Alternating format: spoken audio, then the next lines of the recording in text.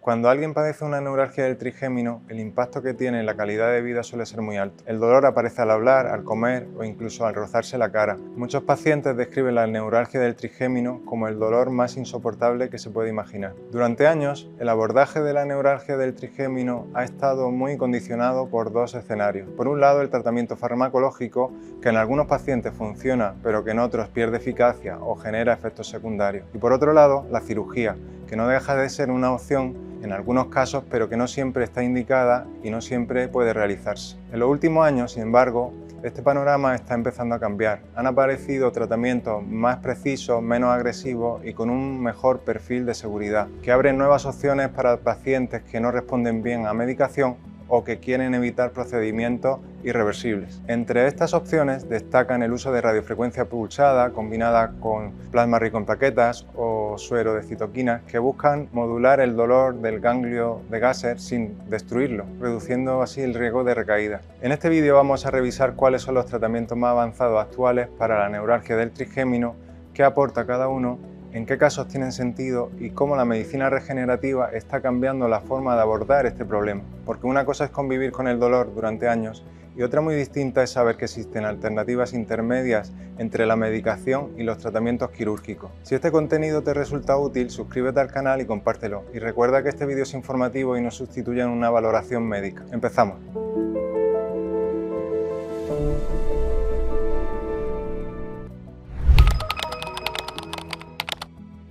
Muchos pacientes describen el dolor de la neuralgia del trigémino como el peor dolor que han sufrido en su vida. Y esto no es una exageración. Puede provocar una limitación enorme en gestos tan normales como masticar, hablar, lavarse la cara o incluso rozarse la piel. Son cosas cotidianas, pero en estos pacientes pueden convertirse en un desencadenante del dolor. Quizá lo único relativamente positivo es que por lo general este tipo de trastorno suele respetar el sueño, pero durante el resto del día la vida del paciente puede llegar a ser un auténtico infierno. La neuralgia del trigémino puede ser desesperante porque es una enfermedad difícil de tratar, y lo es por varios motivos. El primero es su propia localización. No estamos hablando de un nervio cualquiera, estamos hablando de una estructura situada en una zona muy delicada, muy próxima al cerebro y a vasos importantes. En la neuralgia del trigémino, la clave es el ganglio de Gasser, un núcleo de neuronas que funciona como un gran centro de control que recibe la sensibilidad de la cara y que además tiene otras muchas funciones sobre el cerebro. Por eso, cuando esta zona se altera, el problema no suele ser menor. El dolor puede ser muy intenso y además muy difícil de controlar.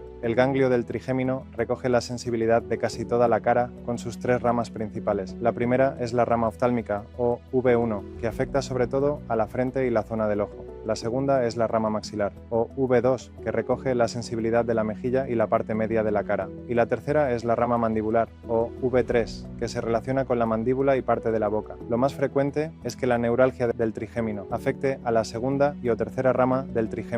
Otro motivo por el que esta enfermedad es tan compleja es que no tiene una sola causa, y esto cambia mucho las cosas, porque cuando una misma enfermedad puede aparecer por mecanismos distintos, el tratamiento no siempre funciona igual en todos los pacientes. La causa más frecuente es la compresión vascular, es decir, un vaso sanguíneo comprime el nervio en una zona muy concreta, justo en su entrada al tronco del encéfalo. En muchos casos, el vaso implicado es la arteria cerebelosa superior. Cuando esta es la causa, hablamos de neuralgia del trigémino clásica. Este punto es clave, porque aquí el dolor no aparece porque sí. Hay un conflicto mecánico, una compresión mantenida que irrita el nervio y favorece que se dispare de forma anómala. Pero esta no es la única explicación. Otra causa importante es la desmielinización. La mielina es la capa que recubre y protege las fibras nerviosas y permite que la señal eléctrica viaje bien. Cuando esa cubierta se daña, la transmisión deja de ser normal. El nervio empieza a comportarse de forma errática. Es como si se produjera un cortocircuito. Y eso ayuda a entender por qué la neuralgia del trigémino puede ser más frecuente en pacientes con esclerosis múltiple. En estos casos el problema no es una compresión por un vaso, sino una alteración de la propia fibra nerviosa. Y todavía hay otro nivel más de complejidad. También existe una explicación relacionada con cambios en la forma en la que el sistema nervioso procesa el dolor con el paso del tiempo. Cuando hay una estimulación crónica de las terminaciones nerviosas, pueden alterarse los mecanismos que normalmente frenan o modulan esa señal dolorosa. Dicho de otro modo, el sistema pierde parte de su capacidad para apagar el dolor. Los núcleos sensitivos del trigémino aumentan su actividad y el circuito se vuelve más excitable. Esto ayuda a entender por qué, en algunos pacientes, el dolor acaba manteniéndose o reapareciendo y también por qué fármacos como los antiepilépticos pueden tener efecto. Los antiepilépticos no actúan solo como analgésicos, actúan actúan reduciendo esa hiperactividad anómala del sistema nervioso. Y aquí está una de las claves de todo. La neuralgia del trigémino no es difícil de tratar solo porque duela mucho. Es difícil de tratar porque puede deberse a mecanismos distintos, porque afecta a una zona anatómica muy sensible y porque, además, con el tiempo, el propio sistema nervioso puede cambiar su forma de responder. Por eso, no basta con decir tengo dolor. Hay que entender qué lo está provocando, ayudándonos de una resonancia especial llamada angioresonancia magnética, y así saber qué tipo de alteración predomina en el paciente.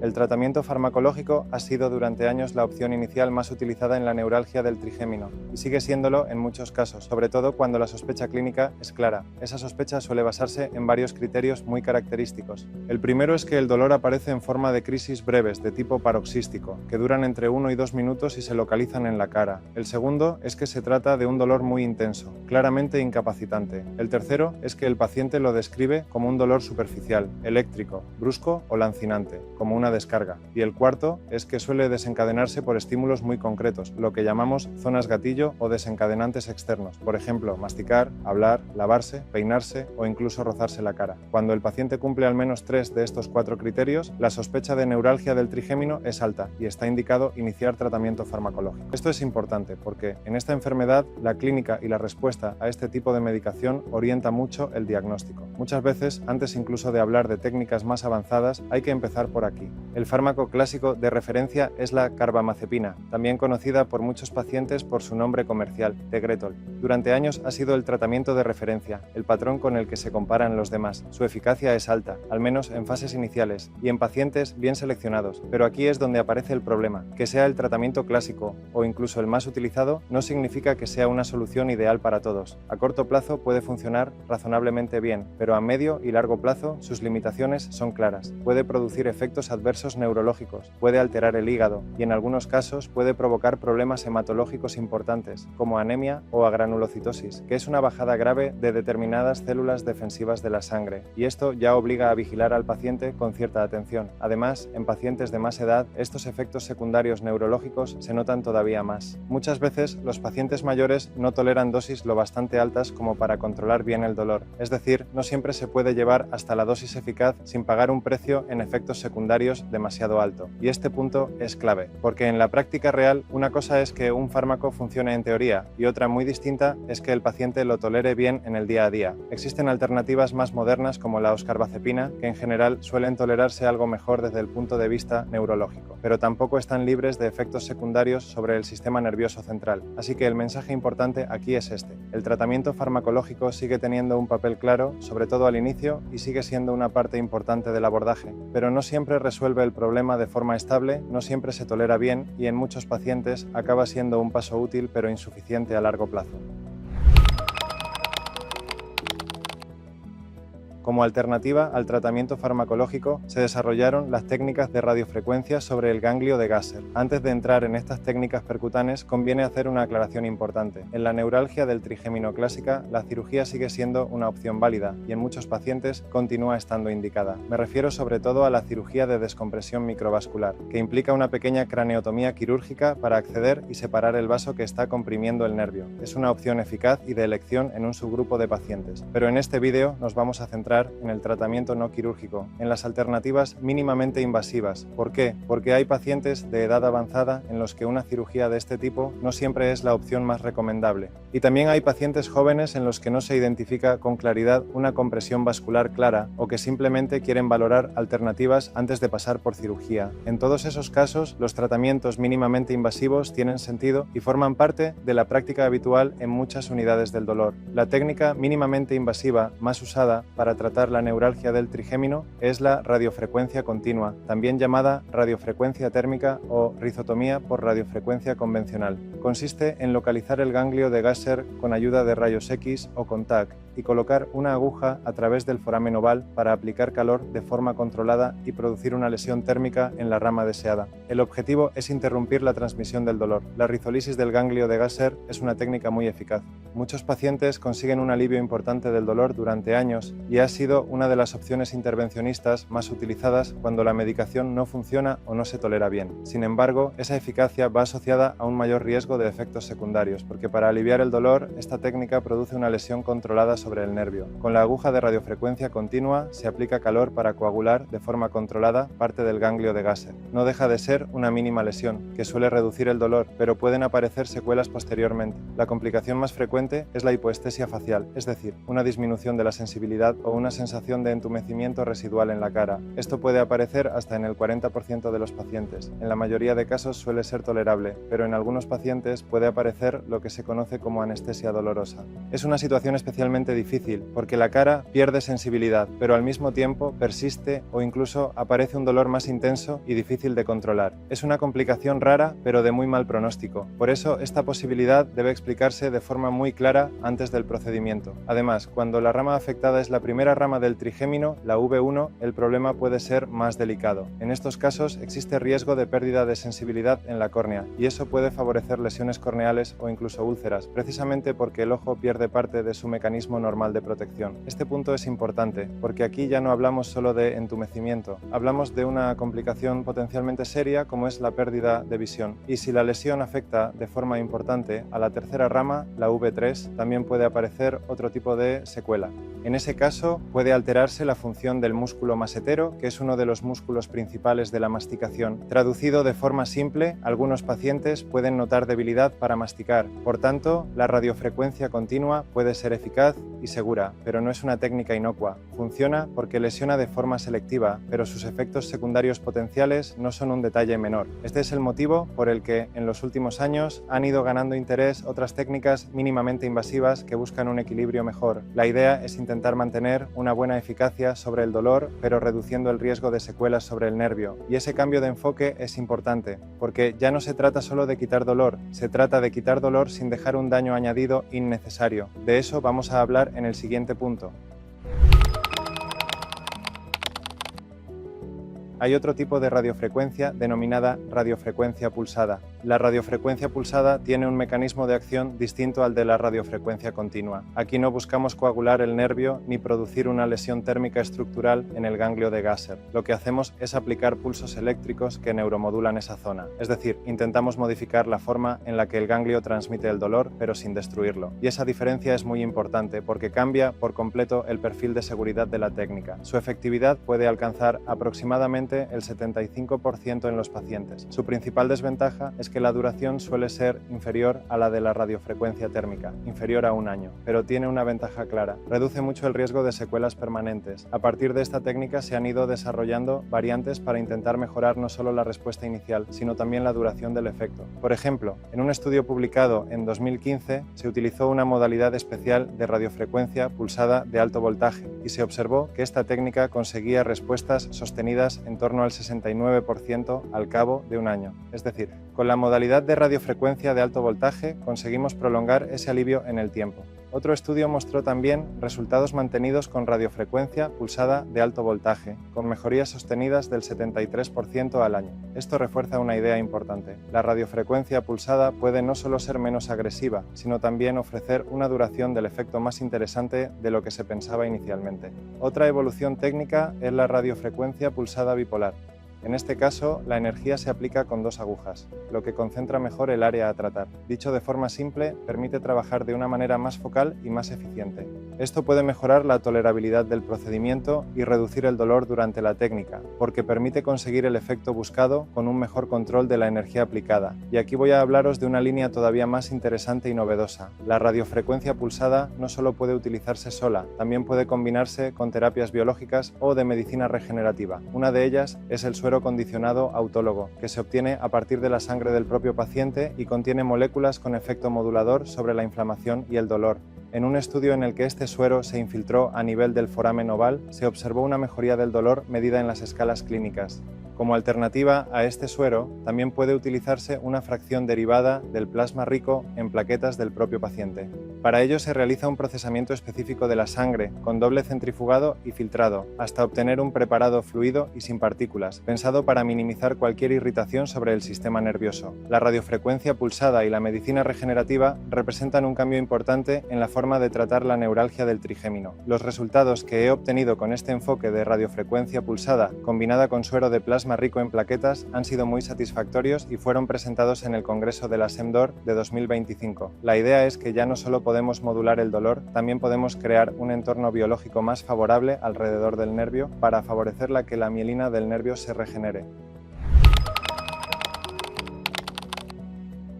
La crioablación es otra de las técnicas percutáneas que se pueden utilizar sobre el ganglio de Gasser, y su mecanismo es distinto al de la radiofrecuencia. En este caso se utiliza una criosonda, es decir, una aguja cuya punta puede alcanzar temperaturas muy bajas, habitualmente por debajo de -70 grados. Ese frío intenso produce una lesión del axón, que es la parte de la fibra nerviosa que transmite la señal, pero preserva la estructura de soporte del nervio. Dicho de una forma sencilla, se interrumpe la señal dolorosa, pero se conserva parte del andamiaje que permite que el nervio pueda regenerarse después. Y esta diferencia con la radiofrecuencia térmica importa mucho, porque la crioablación no busca una destrucción definitiva del nervio, sino una lesión reversible. En la práctica, eso significa que el paciente puede recuperar la sensibilidad antes de que reaparezca el dolor. Esa es una de sus principales ventajas. Permite controlar el dolor reduciendo el riesgo de secuelas permanentes, y por eso en algunos pacientes puede ser una alternativa muy razonable. Ahora bien, tampoco es una técnica perfecta. Tiene limitaciones. Una de ellas es el coste, y otra, quizá más importante,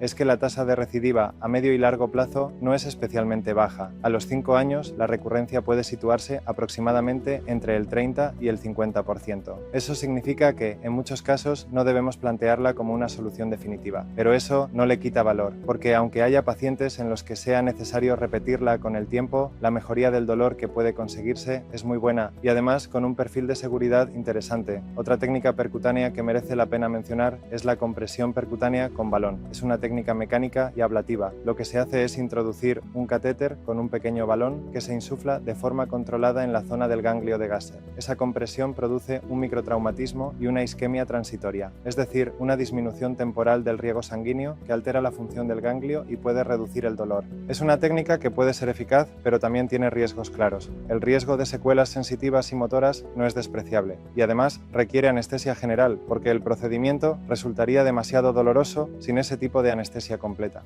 Esto hace que su perfil no sea igual que el de otras opciones percutáneas más conservadoras. Por tanto, puede tener indicación en casos concretos, pero no suele ser la alternativa más atractiva. También hay que mencionar la radiocirugía estereotáxica, conocida de forma más popular como Gamma Knife. En este caso no hablamos de una punción ni de una técnica percutánea, sino de un tratamiento focal con radiación muy precisa sobre la zona del trigémino implicada en el dolor. Suele reservarse sobre todo para pacientes que no son buenos candidatos a cirugía o en los que otros tratamientos no pueden realizarse. Su principal ventaja es que es una técnica muy poco invasiva, pero también tiene limitaciones. Existe riesgo de alteraciones sensitivas. Además, su disponibilidad es limitada porque requiere tecnología compleja y tiene un coste extremadamente elevado. Si te fijas, cada una de estas técnicas intenta resolver el mismo problema, pero lo hace de una forma distinta. Algunas lesionan con calor, otras con frío, otras comprimen, otras irradian, otras neuromodular y otras regeneran. Y esto es importante, porque en neuralgia del trigémino no existe una única solución perfecta para todos. Lo que existe son distintas herramientas con mecanismos distintos, perfiles de eficacia y duración distintos y riesgos distintos. Por eso la elección del tratamiento tiene que individualizarse muy bien.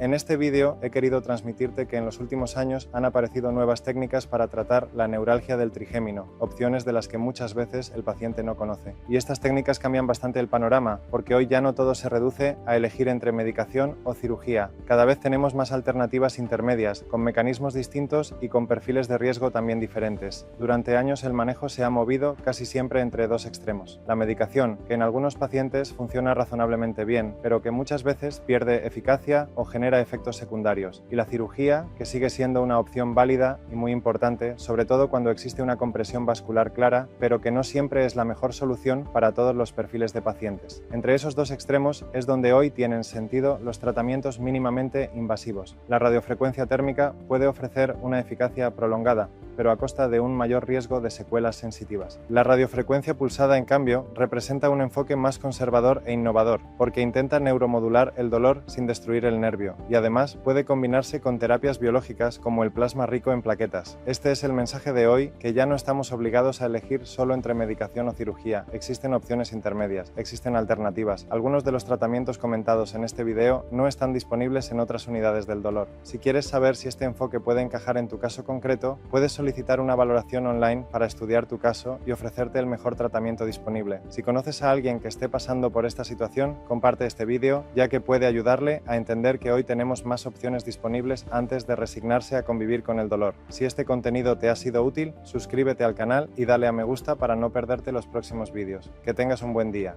Mejor sin dolor.